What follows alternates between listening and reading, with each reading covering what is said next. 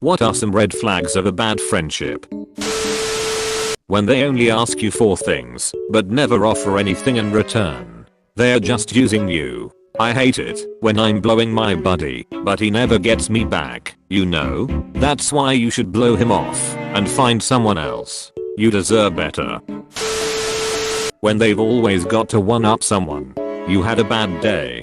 This was worse. Your commute was crappy. This was worse. You got a promotion at work. Well, something even better happened to them at their job that day, and on and on. I sometimes catch myself doing this. I'm not trying to one-up though, it's usually just cause I'm trying to relate to their story by showing them I went through something similar, but I worry it comes off like I'm trying to one-up. Then I try to overcompensate by asking questions, so they don't think I'm a dick. I just want people to know I care lol. I like to call that Elevenerife, as in, if you've been to Tenerife, they've been to Elevenerife. When they're not there, when you need them, but you're the first one they call, when they need someone. I knew this one girl a few years ago. She was very much this kind of person.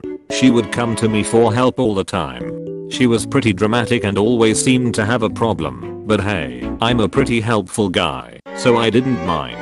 One day, it was my turn to feel sad. I was having a rough day. So I called her. I don't remember exactly what she said, but it was something along the lines of figure this out on your own. I can't help you. I'm not going to set myself on fire to keep you warm. Yada yada. Some freaking friend you are.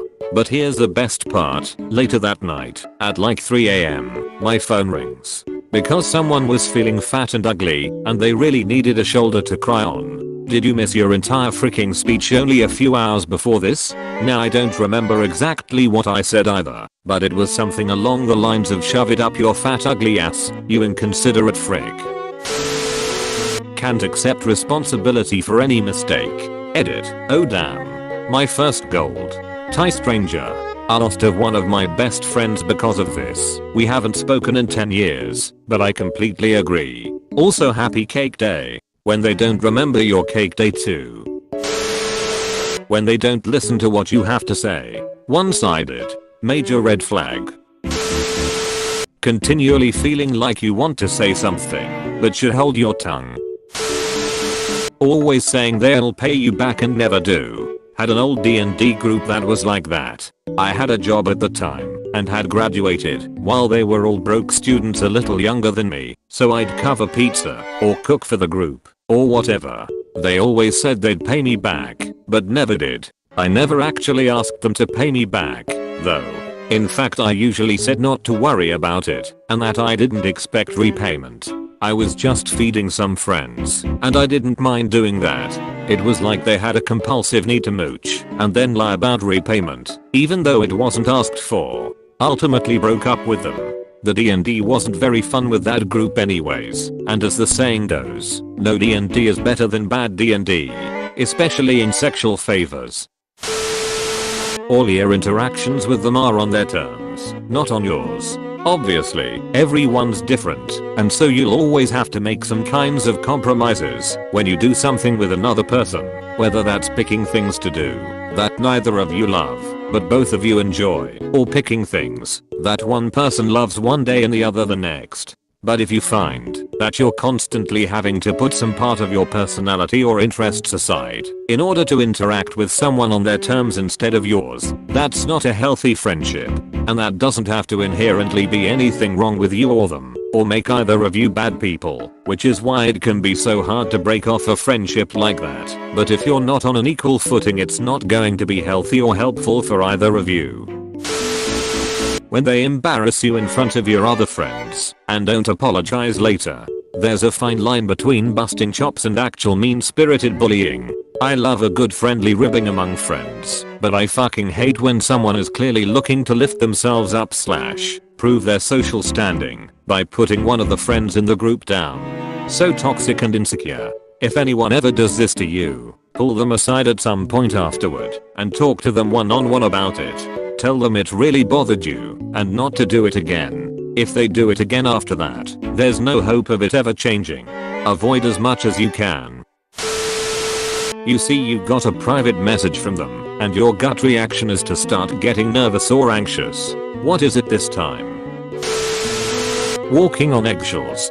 Constantly worrying if what you say is going to make them mad when they can lean on you whenever they need you, but you can't lean on them. I feel like that's me around my best friend. Like she has quite a few things on her plate with family and stuff, and there are days where it's too much for her and she's angry with everything and everyone. I never know when these days are, so I just kinda stopped talking to her via text, which is really bad for me. BC, there are times my mental state is really bad and I need some support, but I don't feel like talking. It was the case twice that I needed someone and was like, hey, are you free to write/talk?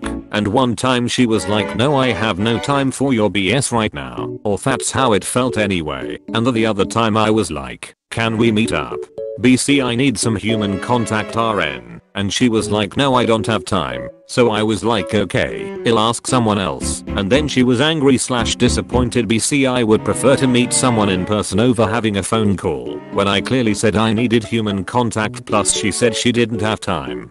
So by now I'm kind of only talking to her when we actually are about to meet up, or via video chat, so I can see her body language/reactions, and I never feel like I can talk about how I feel because she has so much on her plate. IDK, it makes me feel more lonely. Being dismissive of all your interests and achievements. Meanwhile everything they do, no matter how mundane, is amazing. Almost verbatim conversation I had once. Didn't get your texts about scoring in the 98th percentile on your test. I just woke up, my alarm went off, and I turned it off and unlocked my phone with my eyes closed. Can you imagine if someone saw me do that? They'd be so freaked out. Never actually acknowledged the fact that I beat the record in the entire department for my major and that this was a really important test, but she got upset when I pointed out that most people are able to unlock their phone without looking at it. When they only talk about themselves and don't ask or take any interest in anything about you. That's a one-sided relationship. Major red flag. I wish I'm courageous enough to drop these kind of people in my life. When they don't give back the pen you once lent to them in school. They deny the whole exchange. I know you're out there, John. Don't we have shame? There are like millions of pens made every day, and yet we don't have pens with us. Where do they go? When you overhear them making plans, seemingly fun plans you'd enjoy with your other friends. I'm antisocial, but it still hurts. Asking would be nice. My friend group are all out camping this weekend together. Never even invited me. I won't lie, it hurts a little. Was invited to a grad trip with friends. Learned now that it was only because I was in a relationship with one of my friends at the time of the planning. Also was told by 3 of them today that nobody wants me there because I'll ruin the fun for everyone because I don't talk much. I'm not going anymore. My heart is broken and now I feel like I have no one. Hitting someone as a joke. I think there's a difference between tapping and straight out hitting, but you know when the hit was a joke and when it wasn't. As a rule of thumb, do they make your life better? If not, then it's not a good friendship. I came to this realization with a couple of long-term friends I had from back in the day. They would never really do anything nice for you. We basically just hung out of habit. You couldn't expect them to be there for you if you needed a favor. Even small ones. With one there was also constant ribbing. He'd play it off as joking, but it was closer to insults.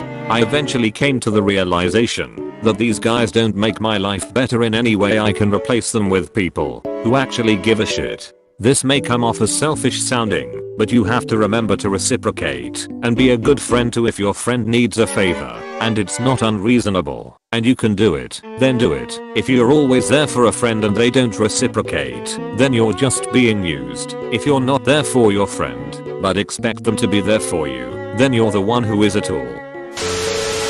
If they talk shit on another person to you, then pretend to be that person's friend to their face. Guess what they are talking about when you're not around? Hey man, what's up? I'm good. Why? Listen, so can I ask you for a favor? No, you can't, Dan. I'm out of favors. When they lie constantly, whether if it's about himself, you, or situations. Especially if they are lying about you.